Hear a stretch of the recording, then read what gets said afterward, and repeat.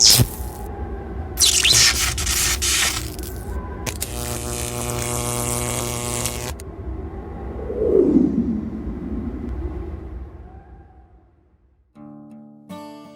hunt was a few years back. It was with our guide Josh Epperson. Took place in southern Arizona in mid-January. Archery hunt, and we set out to spot and stalk some of these Coues bucks we'd found rutting in a couple canyons. Located a buck we were guessing between 100 and 110.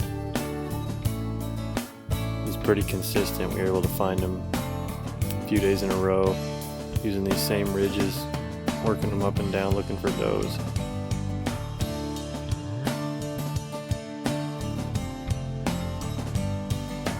Watched him for a few hours and we bedded him down.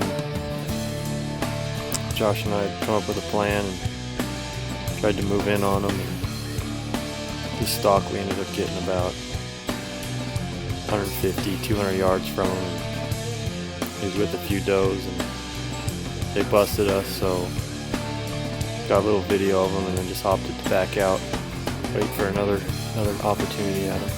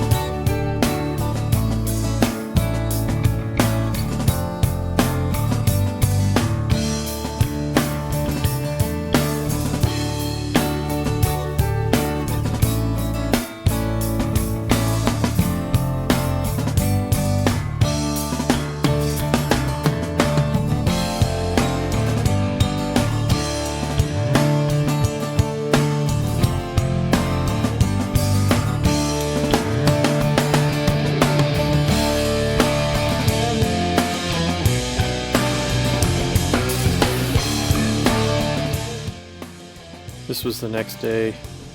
Went back to the same glassing point. Found the buck just a few ridges over. Watched him for a few hours, working some does, and ended up splitting off from him and feeding down a little draw by himself.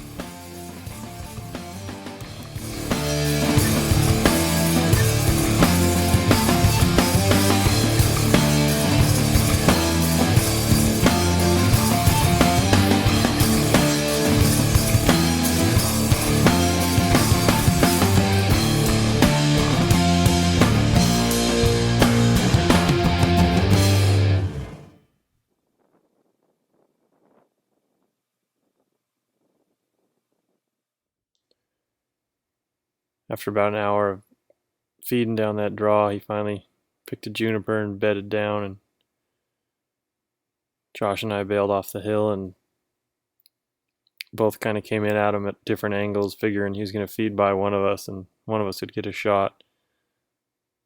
So at this point, we were both just a little over 100 yards from him.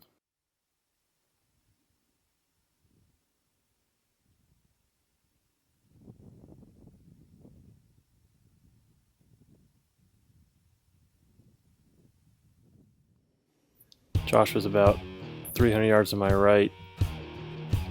Luck was on his side today. The buck got up and started feeding right down toward him. So he just sat patiently and waited for a shot opportunity.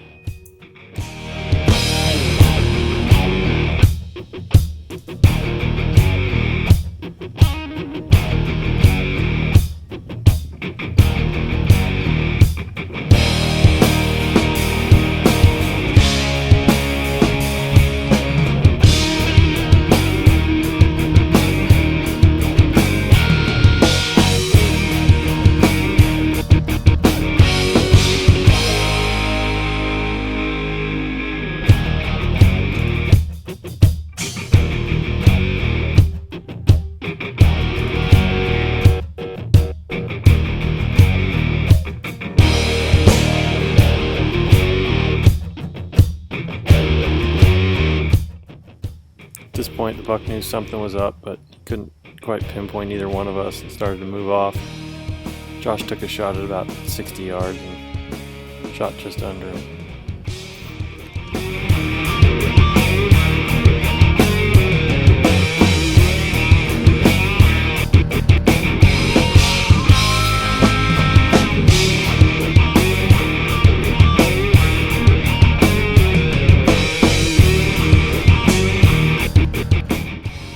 After Josh shot, the buck only sprinted a short distance and stopped again. Both of us couldn't believe it. The chance of him getting another shot at a buck like this are pretty rare.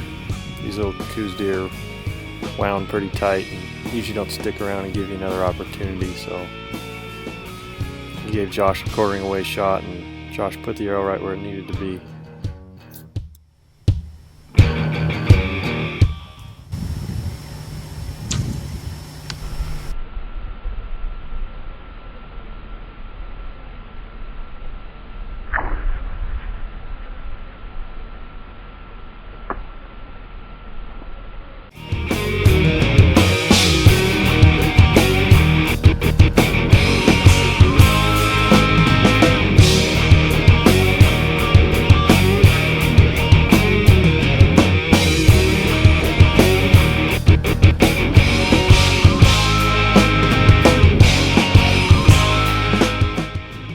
Watched the buck run out of sight to the next drainage and gave him a half hour. And by the time we got over there and started looking, we couldn't find any blood, so we just tracked him by his hoof prints, and Josh ended up spotting him down in a little ravine. And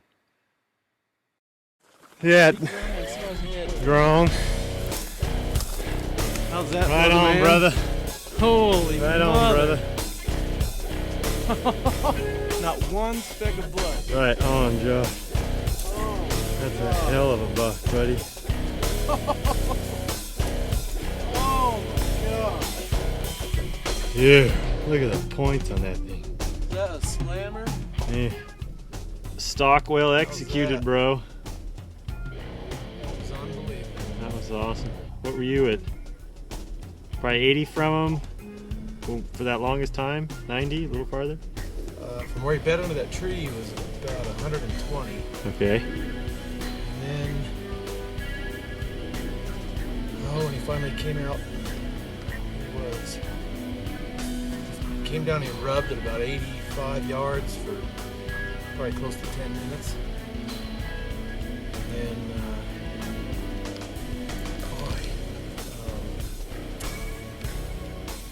he just came in the creek bottom. He sat there and fed for probably 10 minutes at least. Just waiting at 55 yards for him to come out and hopefully get a little closer, and he did. He came out broadside at about 47 yards, and I shot. Just mechanical problem with the broadheads. They opened before or as soon as it left the bow. And then he just kind of walked off a little bit, and shot again. And here he be. The results of that. So he only went about 100 to 125 yards at most. We peeked over the hill and heard him crash, and yep. And snuck on down here. Here we are. right on, man. That's an awesome buck. Ripper. Wow. That's cool. Thank you, Andy, for Hey, man. inviting me down here and enjoy this awesome country with you. And It was cool, dude. see some nice deer. And Hopefully we have a few more, man.